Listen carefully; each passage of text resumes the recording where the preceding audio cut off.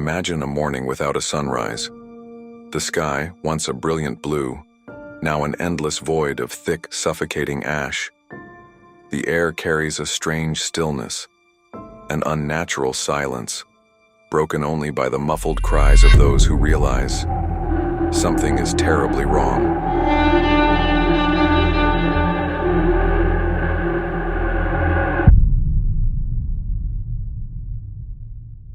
It started as a distant rumble, a tremor beneath the earth. At first, the people living near what is now Indonesia might have dismissed it as an ordinary quake, but deep beneath the surface, a catastrophe had been brewing for thousands of years. Then, in a single moment, the earth screamed. A colossal eruption tore through the land, its shockwave powerful enough to be heard over 3,000 kilometers away. It was a force so immense that it ejected nearly 2,800 cubic kilometers of ash and debris into the sky. For context, imagine the entire volume of Mount Everest, blasted into the atmosphere in an instant. But this was only the beginning. The real devastation would come in the days, weeks, and years that followed.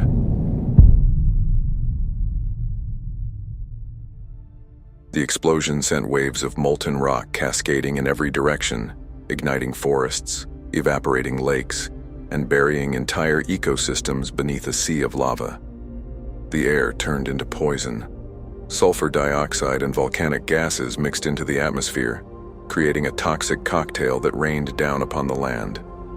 Those who weren't instantly vaporized faced an even crueler fate.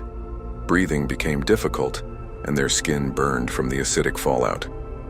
Within hours, the sun began to fade behind the growing wall of ash.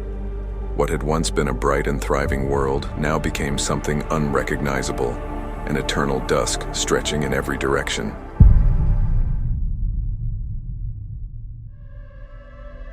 As the days passed, the world grew colder.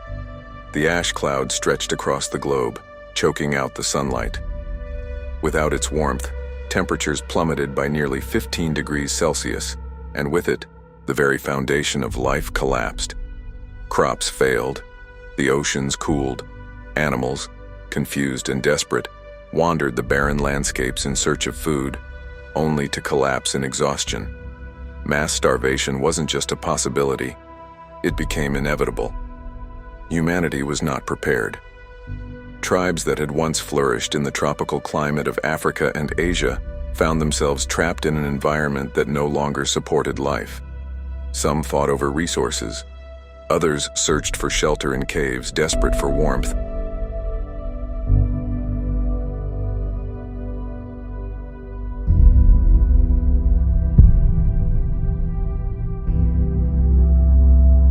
But what if it had been worse?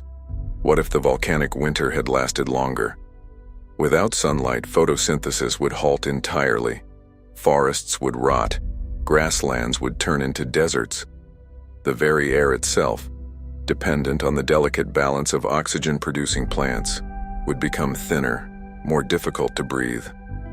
Oceans, once teeming with life, would slowly turn stagnant and lifeless.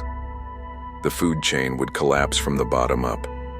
The humans who survived might have been forced underground, living in total darkness depending on bioluminescent fungi for light and sustenance. Their bodies might have changed, evolving larger eyes to see in the dim light, or paler skin from generations of living away from the sun. Could we still call them human? Or would the world belong to something else?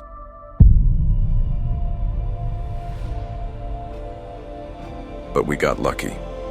The ash eventually settled. The sun broke through once more and humanity endured.